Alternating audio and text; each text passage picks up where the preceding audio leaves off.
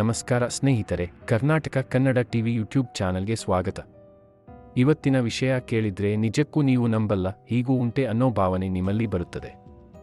ಏನಪ್ಪಾ ಅಂತ ವಿಷಯ ಅಂದರೆ, ಪ್ರೇಮಿಗಳ ದಿನಕ್ಕೂ ಮುನ್ನ ಹುಬ್ಬಳ್ಳಿಯಲ್ಲಿ ನಡೆದ ಈ ಘಟನೆ ಕೇಳಿದರೆ ನಿಜಕ್ಕೂ ಅಚ್ಚರಿಯಾಗದೇ ಇರಲ್ಲ. 18 ವರ್ಷದ ಯುವತಿ 50 ವರ್ಷದ ಸೆಕ್ಯೂರಿಟಿ ಗಾರ್ಡ್ ಮದುವೆಯಾಗಿದ್ದ ಘಟನೆ ಹೊಸ ತಿರುವು ಪಡೆದುಕೊಂಡಿದೆ. ಹೌದು, ಹುಬ್ಬಳ್ಳಿ ಚಾಲುಕ್ಯನಗರದ ನಿವಾಸಿ ಕರಿಷ್ಮಾ ಎಂಬ ಯುವತಿ ಮನೆಯೊಳಿಂದ ನಾಪತ್ತೆಯಾಗಿದ್ದರು.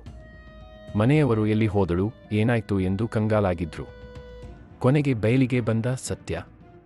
ಕರಿಷ್ಮಾ ಯಾರ ಜೊತೆಯಲ್ಲಿ ಪತ್ತೆಯಾಗಿದ್ದರು ಗೊತ್ತಾ? 50 ವರ್ಷದ ಸೆಕ್ಯೂರಿಟಿ ಪ್ರಕಾಶ್. ಇದು ಪ್ರೇಮ ಕಥೆಯೋ, ಅಪಹರಣವೋ? ಈ ಕೇಸ್ ಹೀಗೆ ಮುಗಿದಿಲ್ಲ. ಪ್ರೇಕ್ಷಕರೇ, ಟಿವಿಗೆ ಕಟ್ಟಿಕೊಂಡುಕೊಳ್ಳಿರಿ, ಏಕೆಂದರೆ ಇದು ಕಥೆಯ ಕೇವಲ ಮೊದಲ ಪಟ್ಟಿ. ಪ್ರಕಾಶ್ ತನಗಿಂತ ಅರ್ಧ ವಯಸ್ಸಿನ ಕರಿಷ್ಮಾಳನ್ನು ಮದುವೆಯಾಗಿದ್ದಾರೆ.